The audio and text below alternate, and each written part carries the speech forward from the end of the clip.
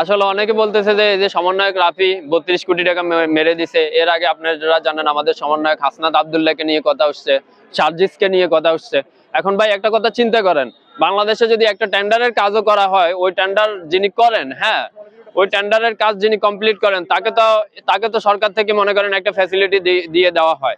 এখন আমাদের সমন্বয়কেরা তো সামনের কাতারে থেকে বাংলাদেশকে স্বাধীন করে দিছে ভাই। তো টাকা মারার তো দরকার নাই, আপনারা সরকারের পক্ষ থেকে তাদেরকে কয়েকশো কোটি টাকা করে দেন, দিয়ে দেন, সমস্যা তো নাই। এখন অনেকে কথা উঠানোর কি দরকার ভাই? এখন ধরেন এই যে বাংলাদেশটা মনে করেন শেখ হাসিনাকে সমন্বয়কাররা সামনে থেকে নেতৃত্ব দিয়ে সরালো, হ্যাঁ, সবচেয়ে বেশি ফ্যাসিলিটিটা কে ভোগ করবে? জামাত এবং বিএনপি, রাইট?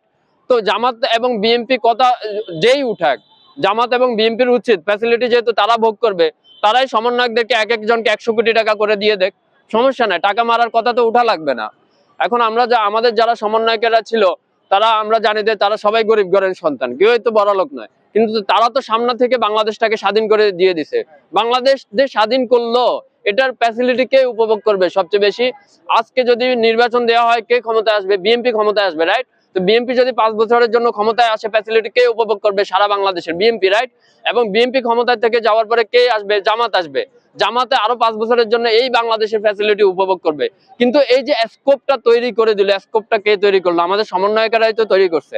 তো 32 কোটি কথা উঠানোর আগেই আপনারা 3200 কোটি টাকা তাকে দিয়ে দেন ভাই। আপনারা তো সেই ঈদের পরে আন্দোলন করবেন, ঈদের পরে আন্দোলন করবেন, শেখ হাসিনাকে সরাইতে পারেন নাই তো। তো যাদের কাদের উপরে ভর দিয়ে আপনারা শেখ হাসিনাকে সরাইতে পারছেন, তাদের বিরুদ্ধে আজকে অভিযোগ উঠতেছে। কেউ 32 কোটি টাকা মেরে দিচ্ছে, কেউ 50 কোটি টাকা মেরে দিচ্ছে। অভিযোগ উঠার তো দরকার নাই রে ভাই। আপনি অফিসিয়ালি গভর্নমেন্ট থেকে নোটিশ জারি করে দিয়ে দেন যে এরাই আমাদের যোদ্ধা ছিল, এদেরকে 50 কোটি টাকা করে দিয়ে দিলাম। ভাই আমি তো মনে করি আমাদের সমন্বয়কেরা যারা সামনে থেকে নেতৃত্ব দিছে, যদি বাংলাদেশের মালিক আমি হতাম, যদি সমগ্র বাংলাদেশকে এদের এই নেতৃত্ব দেওয়ার বিনিময়ে দিয়ে দিতাম, তারপরেও আমি নিজেকে স্বাধীন মনে করতাম। আমি ভাবতাম যাক, সমগ্র বাংলাদেশ এদেরকে দিয়েও তো মনে করেন এরা যেটা করছে, এটার কি মানে ফিডব্যাক দেওয়া সম্ভব? এটা কি সম্ভব? কখনো তো সম্ভব না। তো 32 কোটি টাকার কথা উঠানোর কি দরকার? জনগণের তো দরকার নাই। আমি মনে করি আপনারা যখনই শুনবেন যে কোন সমন্বয়ক 32 কোটি টাকা মেরে দিছে, কোন সমন্বয়ক 50 কোটি টাকা মেরে দিছে, আপনারা জাস্ট থিঙ্ক পজিটিভলি চিন্তা করেন। সে একটা বাংলাদেশ স্বাধীন করে দিল, এই বাংলাদেশের ফ্যাসিলিটি কে ভোগ করবে? সবচেয়ে বেশি দলগুলাই তো ভোগ করবে। তো আপনার দলগুলারে বলেন 100 কোটি টাকা করে সমন্বয়কদের দিয়ে দিত, তারা তো জীবনেও শেখ হাসিনাকে সরাইতে পারতো না। তো যাদের কাদের উপরে ভর দিয়ে এই বাংলাদেশ স্বাধীন হলো, তার বিরুদ্ধে কথা উঠার পরে আপনি হাসার দরকার নাই। বলেন তার এই 32 কোটি টাকা মেরে দেওয়ার হক আছে, বুঝেন নাই? 32 কোটি টাকা কেন মারতে হবে ভাই? সরকারকে বলেন তাদেরকে 32,000 কোটি টাকা দিয়ে দিত, তারপরেও তো এই ঋণ শোধ হবে না ভাই। গুল্লির সামনে দাঁড়াইছিল তারা, আপনি 32 কোটি টাকা নিয়ে কথা বলেন? গুল্লির সামনে দাঁড়াইছে, যদি সারা বাংলাদেশের অর্ধেক বিক্রি করে তাদেরকে দিয়ে দেন, তারপরেও তো এই ঋণ শোধ হবে না। তাহলে এই যে 32 কোটি টাকা মেরে দেওয়া, 100 কোটি টাকা মেরে দেওয়া, 50 কোটি টাকা মেরে দেওয়া, ভাই এগুলা মানে যারা বলে তারা একদমই নন সেন্সেবল। তাদের মানে মানুষের প্রতি কোনো রেসপেক্ট নাই।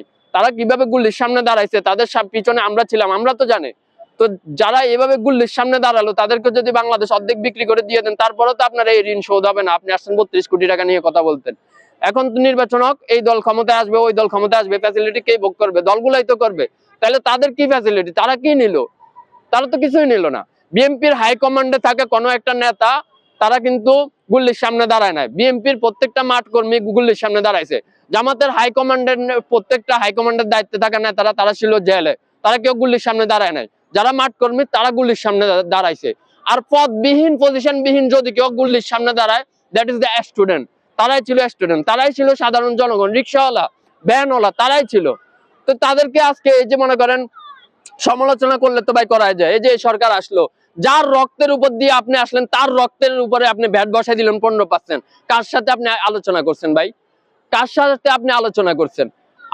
আপনার রাজস্ব চালাইতে টাকা লাগবে, রাজস্ব চালাইতে টাকা দরকার আপনার। তো টাকা লাগলে এই যে মনে করেন হাজী সেলিম এখন জেলে আছে, তার 10টা বাড়ি আছে ঢাকা শহরে, এই 10টা বাড়ি বিক্রি করে দেন না। শেখ হাসিনার পূর্বাচলে কয়টা প্লট আছে, ওই প্লট গুলো বিক্রি করে আপনি আপনার রাজস্বতে টাকা ডালেন, সমস্যা তো নাই। পারবেন খালি গরিবের উপরে পিটাইতে ভাই। তো এইটা কেন ভাই? এইভাবে তো চলবে না। এই যে যারাই কথা উঠায়, তারা আসলে মানে তাদের রেসপেক্ট এবং সেন্স নিয়ে প্রশ্ন করা উচিত। কেউ যদি বলে ভাই আপনার সমন্বয়ক তো 32 কোটি টাকা, আরে ভাই 32 কোটি টাকা কি? 32,000 কোটি টাকা দিলেও তো তার ঋণ শোধ হইতো না।